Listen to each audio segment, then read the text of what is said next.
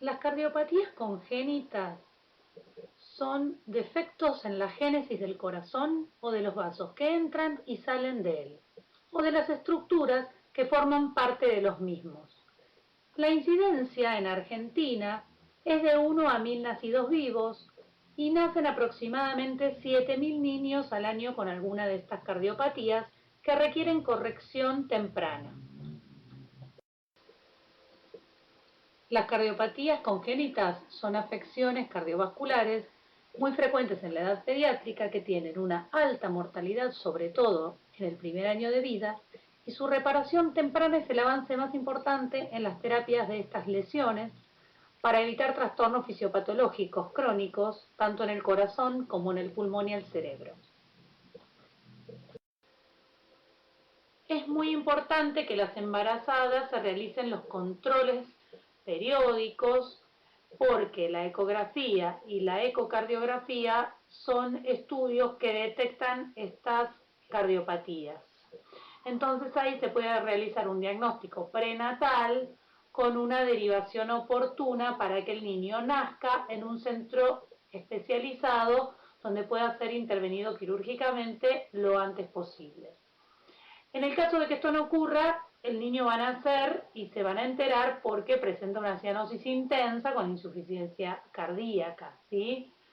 Y bueno, el niño que nace con cardiopatía tiene que ser operado mediante una cirugía que puede ser paliativa, en principio, que le permita sobrevivir hasta que el niño crezca y el cuerpo se acostumbre, y luego van a corregir el defecto, ¿sí? Con la cirugía definitiva o correctiva definitiva. Antes de conocer las cardiopatías congénitas, vamos a ver la transición entre la circulación fetal y la postnatal. ¿Qué cosa es importante que sepamos? Que el feto, cuando está intraútero, recibe el oxígeno y los nutrientes a través de la placenta materna. Entonces la sangre oxigenada va a ingresar a la aurícula derecha, al igual que la sangre de retorno venoso que viene de su cuerpo, ¿sí? Esta sangre oxigenada se va a ir hacia el lado izquierdo del corazón a través del foramen oval. Entonces hay una comunicación grande entre ambas aurículas. Otra particularidad que tiene el corazón del feto es que tiene un conducto arterioso o ductus que comunica la arteria pulmonar con la aorta y de esta forma mezcla sangre porque como el feto no utiliza los pulmones, la sangre se mezcla ahí y va hacia su cuerpo y es una sangre no del todo oxigenada, sino mezcla, ¿sí? Por eso se puede ver el color en violetita. Entonces, cuando el niño nace y le cortan el cordón umbilical, sufre unos ciertos cambios de presión porque el oxígeno que entra al pulmón es aire, el líquido del pulmón se reabsorbe y entonces los pulmones comienzan a funcionar. Esto hace que se cierre el foramen oval y que se cierre el ductus y a la vez disminuye la presión pulmonar y aumenta la presión sistémica porque la sangre oxigenada tiene que ir a todo el cuerpo del niño recién nacido.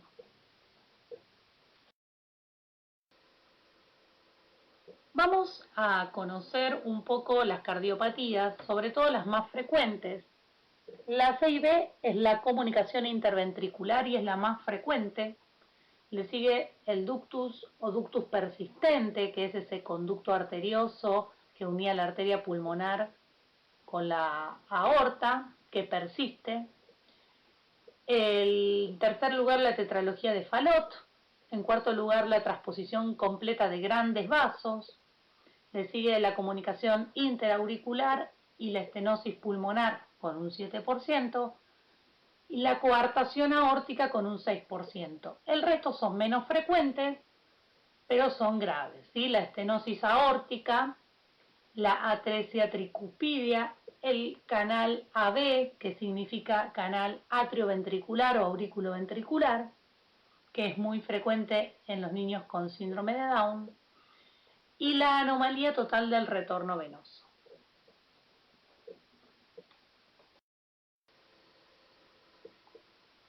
Hay una clasificación que veremos que las divide a las cardiopatías en acianóticas y cianóticas según la presencia o no de cianosis en la piel.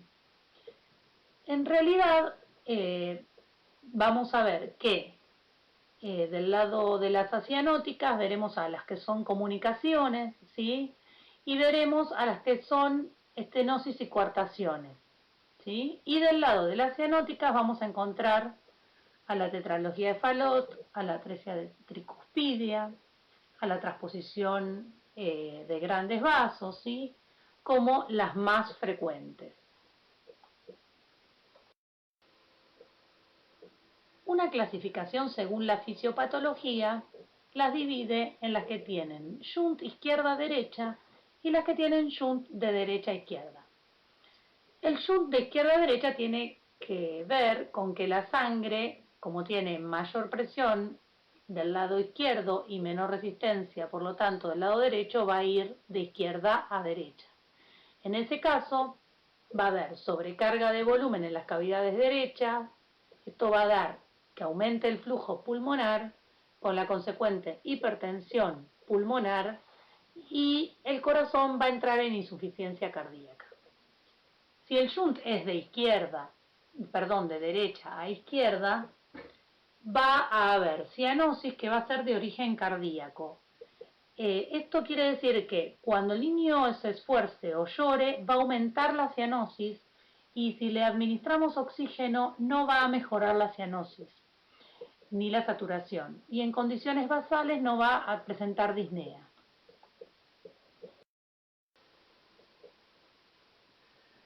Con las dos clasificaciones anteriores vamos a ver que existe una correlación. ¿Qué quiere decir esto? Que las cardiopatías acianóticas a la vez presentan shunt izquierda a derecha. Entonces, va a existir una correlación entre la clasificación clínica y la clasificación fisiopatológica. La comunicación interventricular es una de las cardiopatías más frecuentes. Podemos observar que hay una comunicación que une a ambos ventrículos por un defecto en los tabiques, en la formación del tabique interventricular.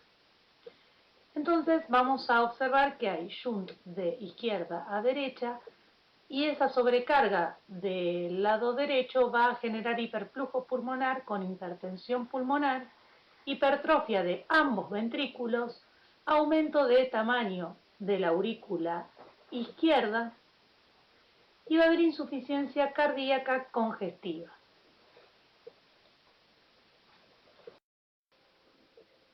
El niño con comunicación interventricular va a tener dificultad respiratoria, taquicardia, hepatomegalia, retraso en el crecimiento y deberá ser sometido a una cirugía, primero paliativa, en donde le van a achicar el diámetro de la arteria pulmonar para disminuirle el flujo de sangre hacia el pulmón y de esta forma evitar la hipertensión pulmonar.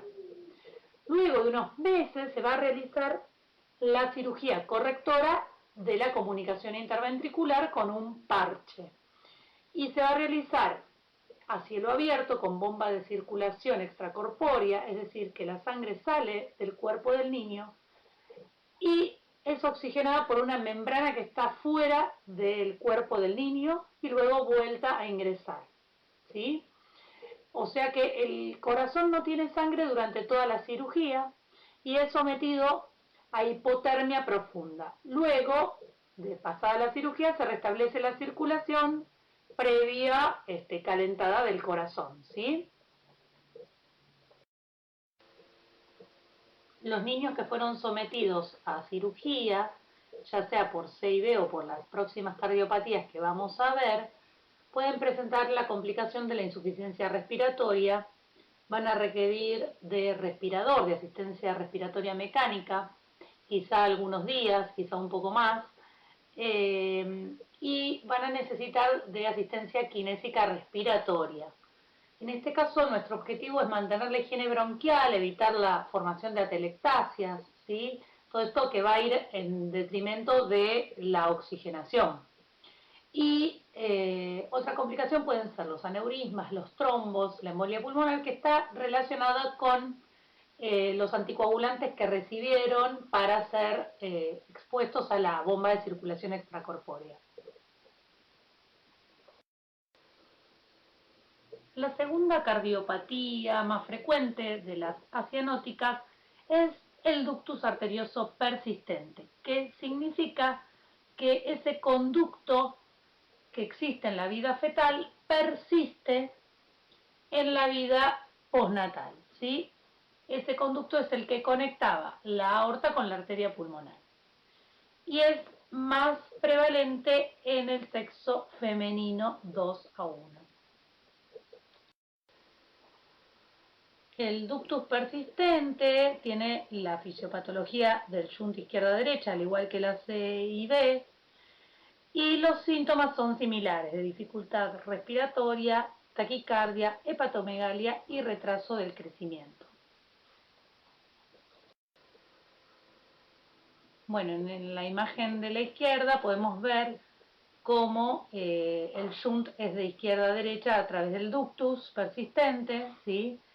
Y en la imagen que está en blanco y negro vemos las distintas presiones que hay en las diferentes partes del corazón y de los vasos.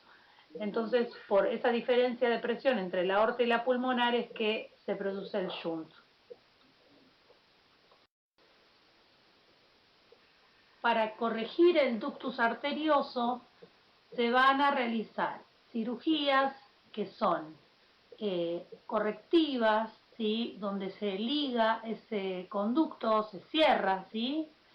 Y otra técnica que es por hemodinamia es a través de cateterismo, donde se viaja, ¿sí? Se llega al lugar a través de las arterias y se tapa el ductus colocándole un dispositivo oclusor.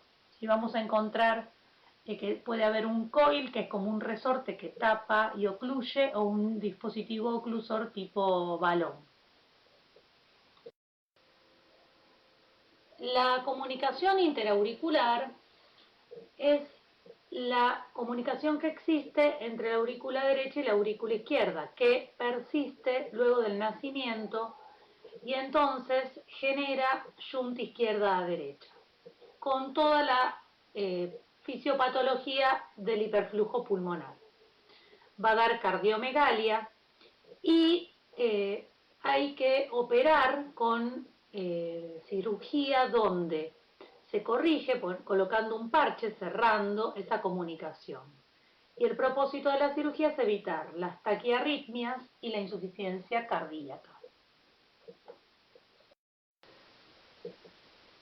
El canal atrioventricular o auriculoventricular es un defecto en el desarrollo de los septos que forman los tabiques cardíacos, en donde va a existir una malformación de una o de las dos válvulas auriculoventriculares, tanto sea la mitral como la tricúspidea o ambas, ¿sí?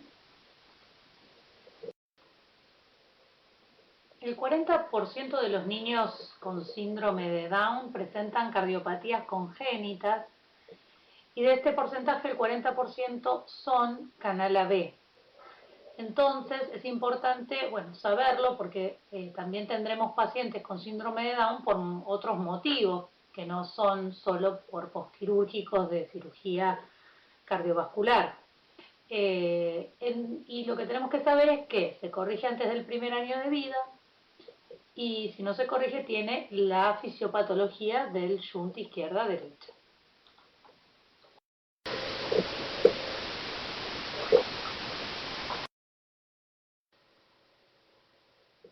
La más frecuente de las cardiopatías acianóticas obstructivas es la estenosis de la arteria pulmonar, más precisamente de la valva de la arteria pulmonar. Lo que ocurre es que hay una fusión de esas valvas, entonces el ventrículo derecho se va a ver sobrecargado de trabajo y esto va a hacer que aumente también la presión de la aurícula derecha y de las venas de retorno al corazón, que serían las cavas. Esto va a dar retención de líquido corporal con edema de miembros inferiores. Y también se puede observar la estenosis pulmonar, que se llama subvalvular, que está asociada a la tetralogía de Fallot, que es otra patología que vamos a ver luego, las cianóticas.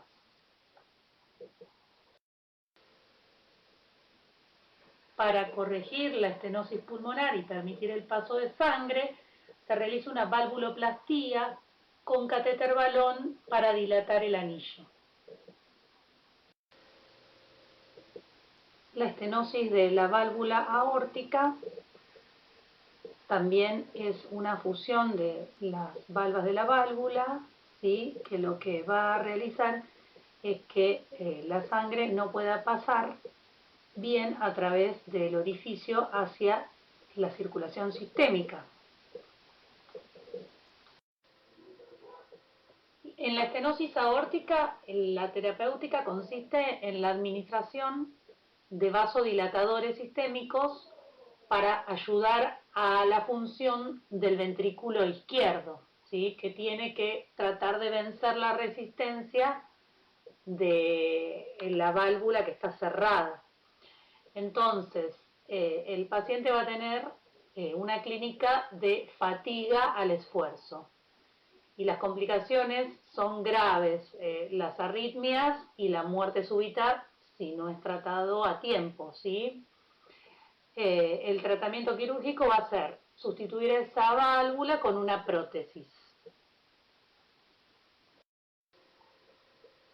Otra patología obstructiva al flujo de sangre al sistema es la coartación de la aorta. Si nos fijamos en la imagen del corazón, vamos a ver que en el callado de la aorta, en la parte descendente, hay una estrechez.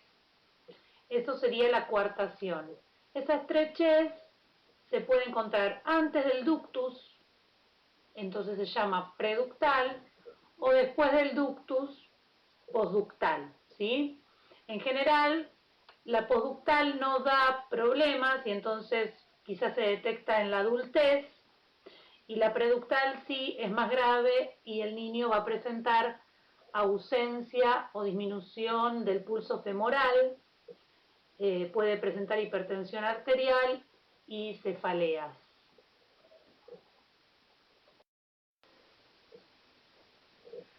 Va a predominar en el sexo masculino y, como dijimos, la preductal, que es la infantil, en ese caso el neonato al nacer va a tener alto riesgo de tener insuficiencia cardíaca.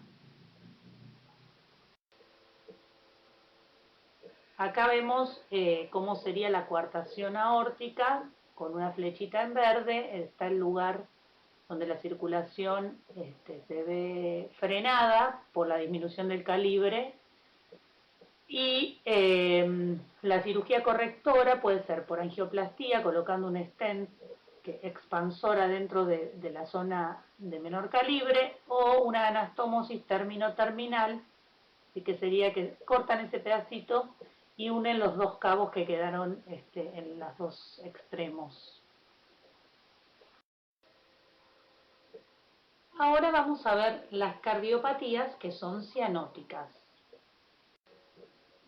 Y vamos a ver los dos cuadritos, los dos diagramas, donde vemos que había una correlación entre la clínica de shunt derecha-izquierda con la cianosis, ¿sí?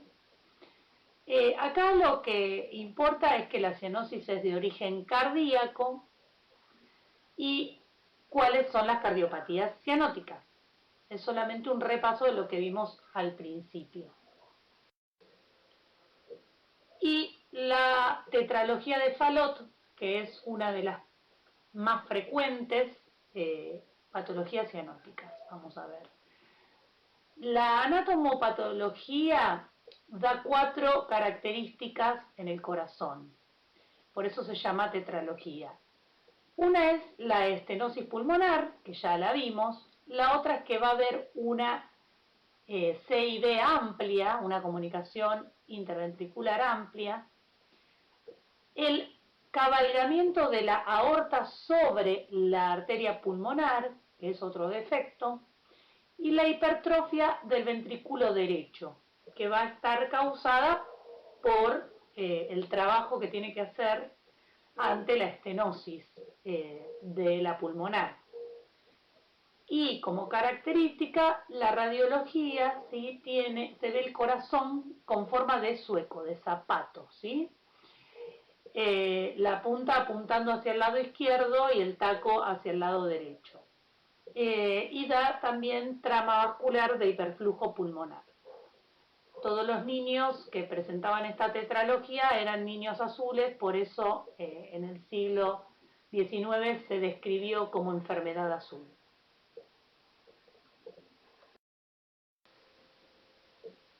En la imagen de la derecha del corazón podemos ver la mezcla de sangre de derecha a izquierda, por eso se ve en violeta, y la sintomatología del paciente, la clínica va a ser hipoxia, hipoxemia, cianosis, acidosis severa, hiperventilación, y no va a haber insuficiencia cardíaca porque la CIB va a impedir el aumento de la presión en el ventrículo derecho, ¿sí? Por encima del ventrículo izquierdo.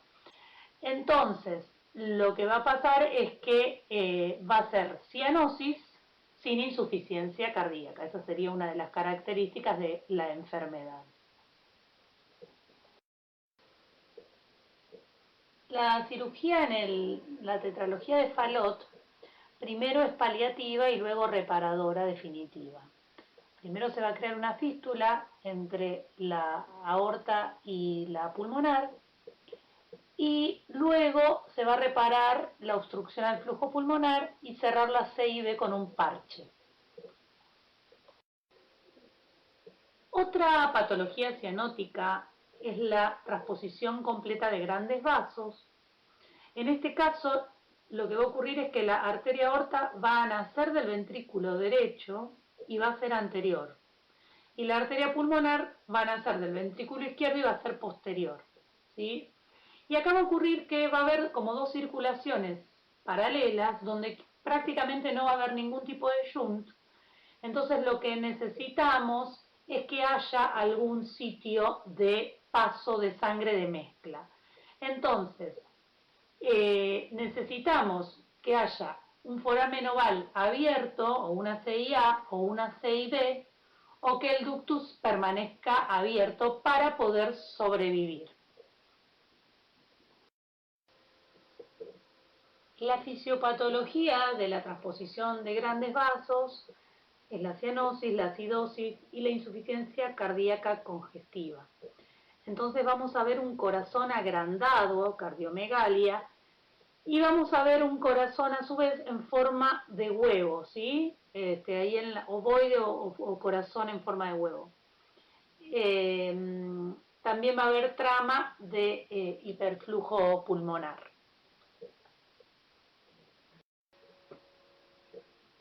El tratamiento de la transposición es medicamentoso de entrada a través de prostaglandina, que lo que provoca es la persistencia del ductus, ¿sí? Esa comunicación que hay entre la pulmonar y la aorta.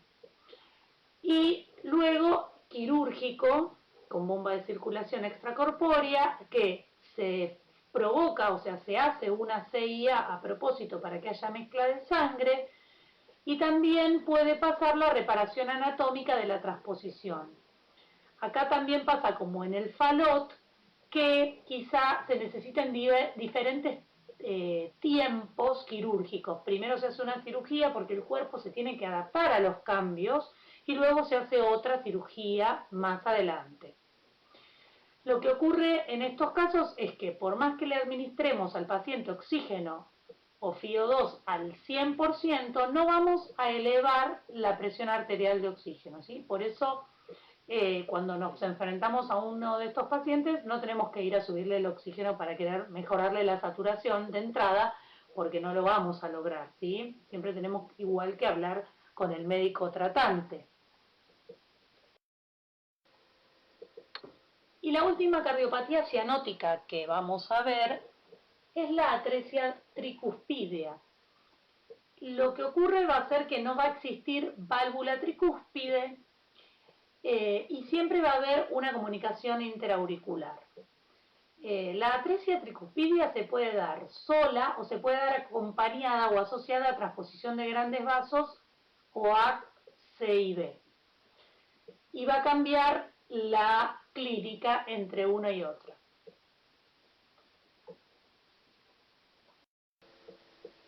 En la atresia tricuspidea, al no estar desarrollada la válvula tricúspide, la sangre pasa de la aurícula derecha por la CIA a la aurícula izquierda, entonces ahí se da el shunt de derecha a izquierda.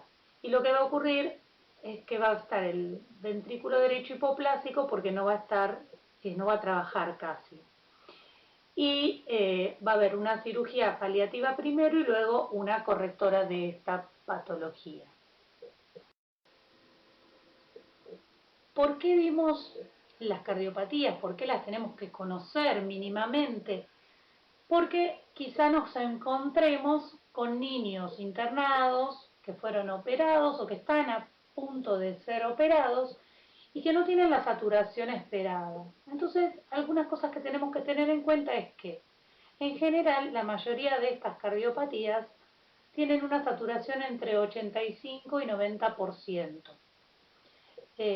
Y las que tienen fisiología de ventrículo único, como la atresia tricuspidea, que vimos que tenía un ventrículo derecho hipoplásico, entonces funcionaba el izquierdo, la saturación va a ser entre el 75 y el 85%.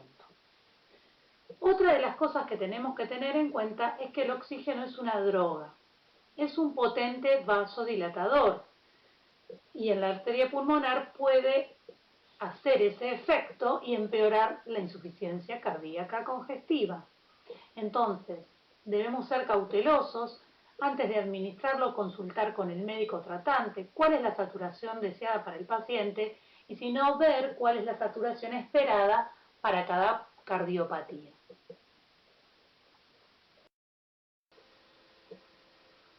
Vamos a hablar de algunos aspectos del abordaje kinésico en el postquirúrgico. En el posquirúrgico inmediato tenemos que tener en cuenta que el paciente va a estar invadido, va a tener drenajes, va a tener cicatrices que van a estar cubiertas, si es una esternotomía va a estar en la mitad del tórax, si es una toracotomía lateral va a estar en el lateral, tener en cuenta si tiene el drenaje, si ya se lo sacaron, generalmente lo tienen. Y entonces debemos ser muy cuidadosos en qué lugar ponemos nuestras manos. Y podemos llegar a hacer vibraciones, si se requieren, para movilizar secreciones, colocando ambas manos a los lados del tórax y generando una presión suave en forma simétrica y bilateral, ¿sí? Con las dos manos juntas y al mismo tiempo. Podemos aspirar secreciones, por supuesto, y tenemos que realizar cuidados posicionales, ¿sí? Sobre todo de ponerle rollitos debajo de las rodillas para que no queden las rodillas en extensión, porque son pacientes que van a estar mucho tiempo en un decúbito obligado, que es el decúbito dorsal. Colocarle, movilizarle, podemos, si nos dan el ok, movilizarle los 4 miembros en forma pasiva, son pacientes que están sedados, anestesiados y quizá con bloqueantes neuromusculares para no generar ningún tipo de movimiento y o respiración, ¿sí? En el posquirúrgico mediato vamos a ver un artículo que habla del abordaje desde el neurodesarrollo y de todo lo que hay que tener en cuenta, pero vamos a ver acá 3 puntos que son los cambios de decúbito, ¿sí? Las maniobras que podemos hacer, que son las mismas que en el posquirúrgico inmediato, y vamos a tener que empezar a hacer una evaluación del neurodesarrollo, y algo muy importante que quizá podamos hacer desde la sala de unidad de cuidados coronarios es la estimulación orolinguofacial. Esto se hace en niños que estuvieron con el tubo endotraqueal mucho tiempo para que luego de a poquito empiecen a desensibilizar la zona oral, lingual, ¿sí? y facial, y comenzar a succionar, porque son niños que perdieron quizá la succión o la tienen débil o quizá presentan alteraciones de la sensibilidad en esa zona, ¿sí? Como comen por sonda por mucho tiempo, pierden todo eso y nosotros como kinesiólogos podemos ayudar a mejorar ese aspecto.